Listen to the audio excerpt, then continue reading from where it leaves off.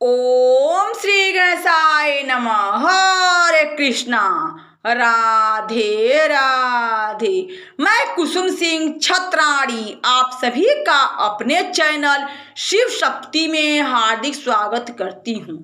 आज मैं आप लोगों को शिव महापुराण के पंचम उमा संहिता के 38वां अध्याय की कथा सुनाने जा रही हूँ। राजा सत्यव्रत से लेकर राजा सगर तक की वंशावली वर्णन। सूत जी बोले, हे मुने, जब इस प्रकार सत्यव्रत ने भक्ति पूर्वक विश्वामित्र की स्त्री सहित उस पुत्र को अपने यहाँ रखकर पालन करना आरंभ किया, जिसके निर्देशन अब तक वशिष्ठ जिस राजा के धर्माचार्य थे, परंतु बहुत सी बातों में राजा का उनसे सर्वथा ही मतभेद था, क्योंकि राजा सत्यव्रत आरंभ से ही बड़ा अधार्मिक रहा।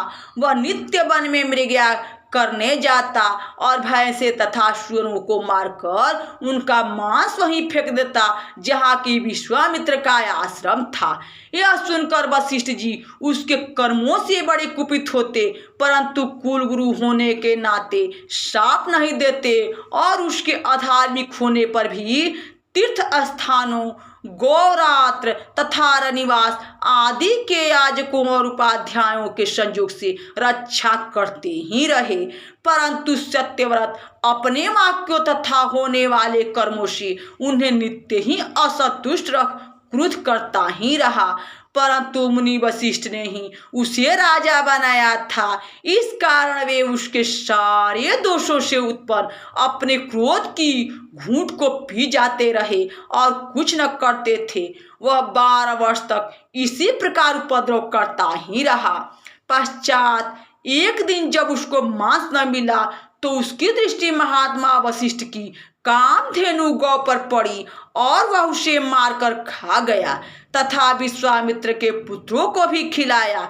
फिर तो यह सुनकर वशिष्ठ जी के क्रोध का अंत न रहा और उन्होंने उसके पास जाकर कहा, रे दुष्ट, अब मैं तेरे ऊपर बड़े ही कठिन लौ शंकु को गिराऊंगा, क्योंकि एक तो तूने अपने पिता को सर्वथा ही अप्रसन्न किया है, दूसरे जीवों का वध कर विश्वामित्र के आश्रम पर फेंका और तीसरे मेरी गौ को मारकर उसका मांस भक्षण किया है। इस प्रकार तूने 3 पाप किए हैं, अतः तू त्रिशंकु हो जा। यह कहते ही उसका नाम त्रिशंकु हो गया। उसी समय अपनी स्त्री के पालक त्रिशंकु के यहाँ विश्वामित्र भी अपने तप से उठकर वहां आ पहुंचे और त्रिशंकु ने सशरीर स्वर्ग जाने का वर मांगा। विश्वामित्र ने अपने तपोबल से उससे स्वर्ग भेज दिया। इधर के वंशोत्पन्न सत्यरथा नामक उसी स्त्री से निष्कामी हरिश्चंद्र का जन्म हुआ। फिर यहाँ हरिश्चंद्र राजा हुआ और राजसूय कर चक्रवर्ती सम्राट हो गया। इसके बाद इसका पुत्र रोहित और रोहित का पुत्र वृक तथा उसके बाहु नाम का पुत्र उत्पन्न हुआ, जिसे हाय और तालजंग ने निकाल दिया। राजा बाहु और मुनि के आश्रम में चला गया, जहां भार्गव से रहित हो उसने गर सहित सगर नामक पुत्र को उत्पन्न किया।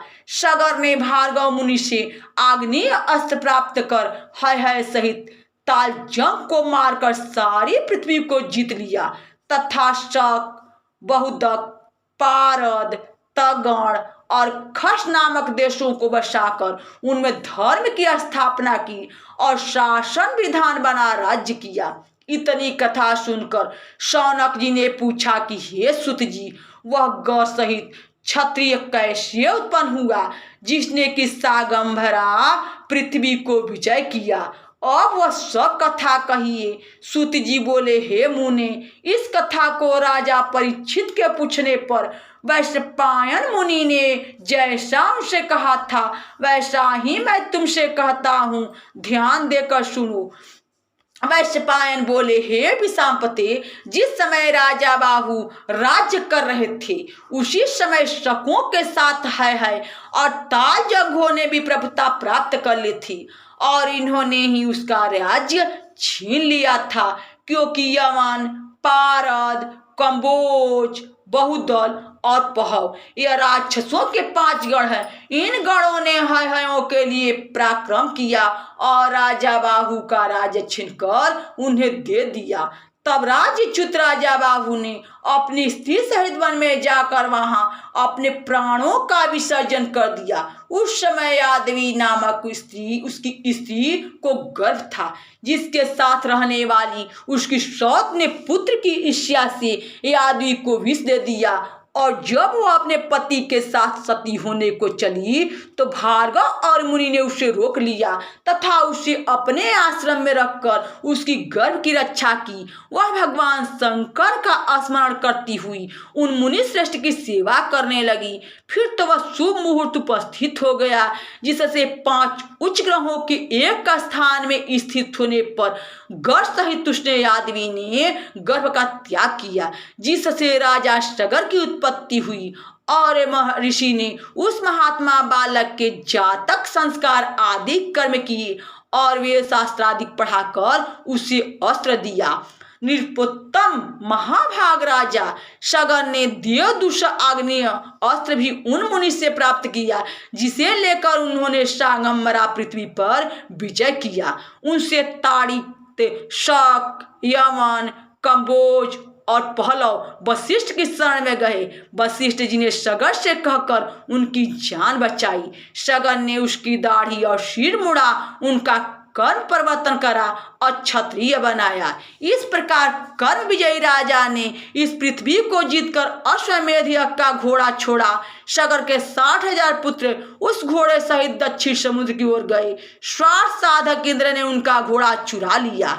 सगर ने अपने पुत्रों से समुद्र खुदवाकर भी उस घोड़े की खोज की, जिसमें आदि पुरुष विश्वरूप कपिल देव मुनि के दर्शन हुए और उनके नेत्रों की अग्नि से सगर के 60,000 पुत्र भस्म हो गए और केवल 4 पुत्र ही बचे रहे, हर्षकेतु, सुकेतु, धर्मरथ और पंचरथ।